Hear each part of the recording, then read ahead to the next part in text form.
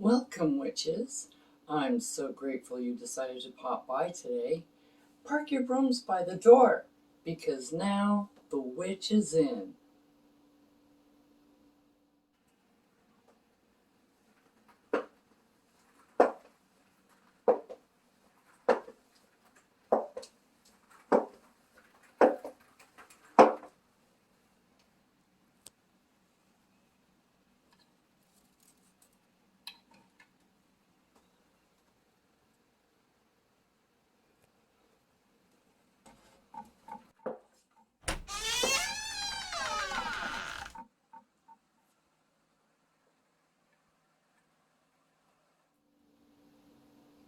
Blessed be.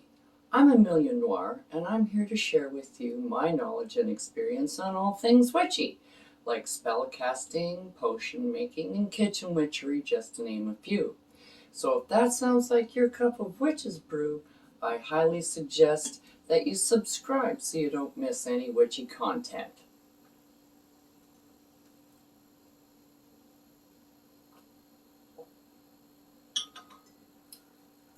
So today on The Witch is In, we're going to be talking about offerings. Now if you just kind of looked at me and tipped your head a bit and said, offerings, what is she talking about? You really need to watch this video, because you need to make offerings to the powers that you're using.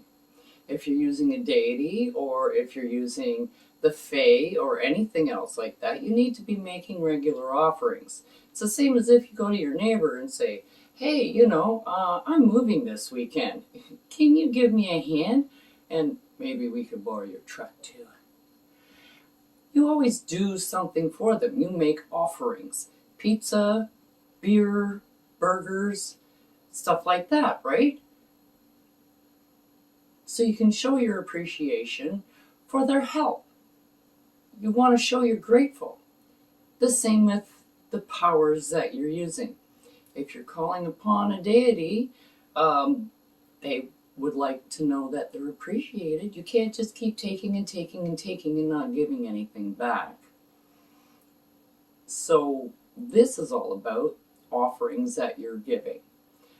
I myself, I don't use a deity, so I'm not entirely sure on what your deity is and what they like, but we do have this thing called Google.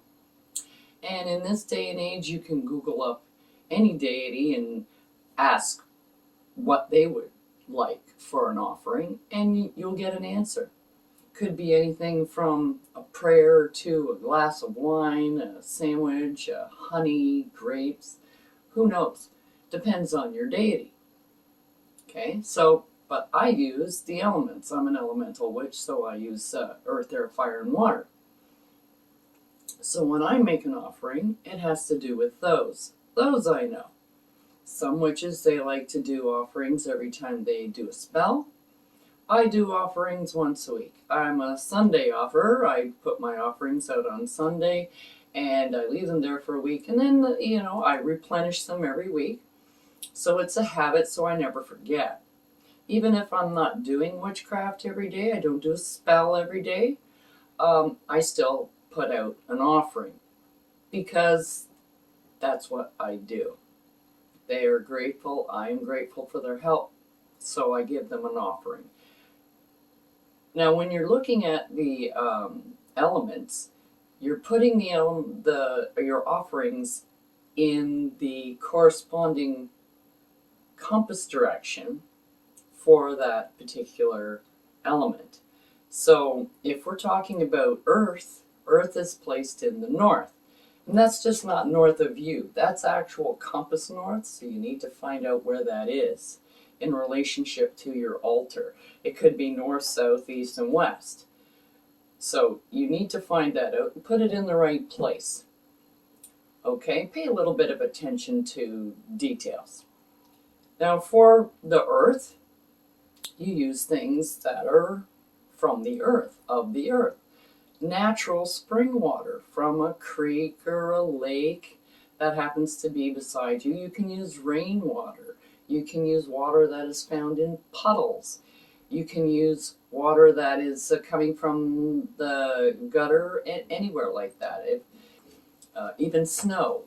Snow is good. Hail is cool because you don't get hail very often. Especially if you live down south, you don't get any hail at all. But, up here in Canada, we get hail and snow. So that's a good offering. You can also use things like milk, honey, dried herbs, flowers that give off a wonderful scent. Um, Anybody would like flowers? Bird seed. Seeds are things that you plant in the earth, and the earth sustains our planet. Yogurt, cream, butter, and if you happen to be a candle person, a lot of people like to use a lot of candles. You can make your own candles out of beeswax, and they are also very good for an earth offering. I myself give a lot of food. Food is good because it comes from the earth. You get potatoes, rice, anything like that. I'm a chocoholic, so I give out chocolate. So there's my chocolate here where I live. North happens to be over here. So this, I would put it in that direction on my altar. Next we have air, which is in the east, and anything that is carried upon the air would make a good offering. So incense is a good offering. Strong smelling oils, anything that has a strong smell to it. Even like car oil. If you've just changed your oil in your car, you can use that. It is a scent. Nowhere does it say that it has to smell good for you to use it as an offering. This way you're being also letting them know that you're being ecological as well. Like you're going to take care of this oil. You're not just going to dump it down the toilet or in the garbage or something like that. So you can use that as an offering.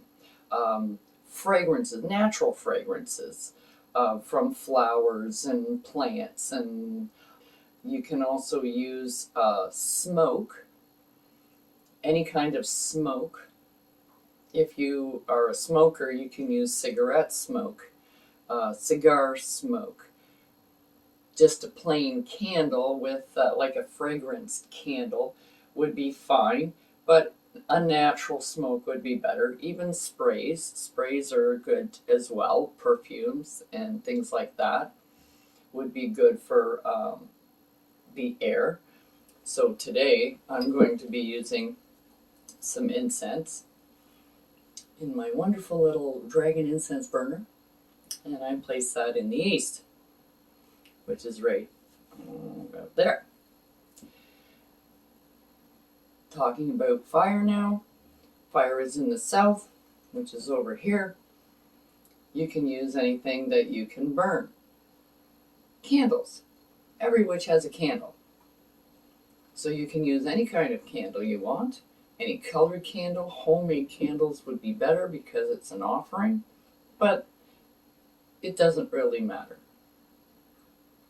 A candle, any natural incense. So not like this or a cone. You want something that is more natural, like a flower petals or even sugar, burning crackers, like anything that you can burn that you can use as an offering is great. Leaves, plant matter would be great for the fire offering. Now, if you can have an offering, this is an offering bowl that you can burn things in, which comes in really handy when you're doing offerings. So for fire, I'm going to show you a little thing with crackers, but I also have a candle because the crackers you don't want to leave while they're burning. A candle you can leave for a little while so that everything can go. So I'm just going to put that here in the south. Okay. And then last but not least is water in the west.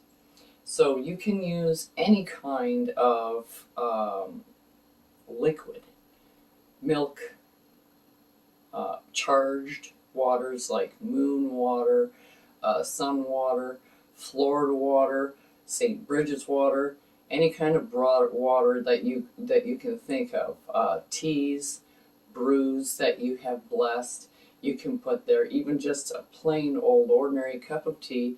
You can also use like a shot of alcohol, so like vodka, whiskey, Bailey's Irish Cream would be wonderful if you like Bailey's Irish Cream, that you can use in the water. I have with me some moon water here that I'm going to use for my water in the west.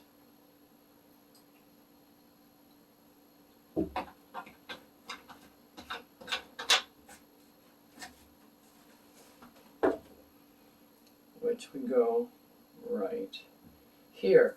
Now for an offering, you don't really have to do anything special. You just lay it out and begin with your offerings. You call your deity or your powers and you let them know that you're putting out the offering so that they can come to dinner. It's the same as calling your family, and dinner's ready, okay, and they all come running. So this is kind of sort of the same thing. So after you do that, you want to get everything going.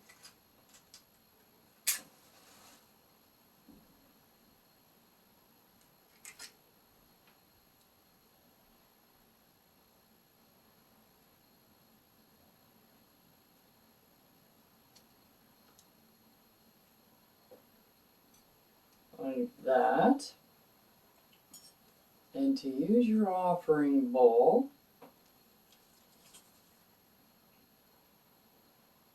and sometimes the crackers burn really well. So you set your cracker alight and make sure that it's not going to burn anywhere. You put it in your offering bowl.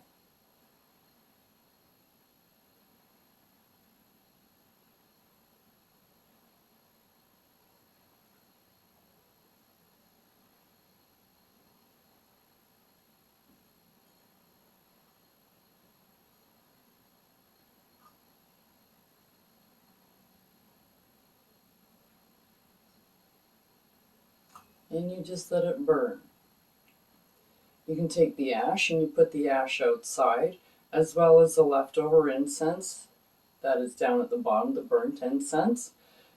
The water you let just evaporate, or the alcohol or whatever you have in there. And the food that you have in here, you also give out to Mother Nature. Well, that will be everything for today, my witches. Talking about offerings, I hope that you all get into the habit of regular offerings to your deity or your powers that be. And we'll see you next time on The Witch's Inn.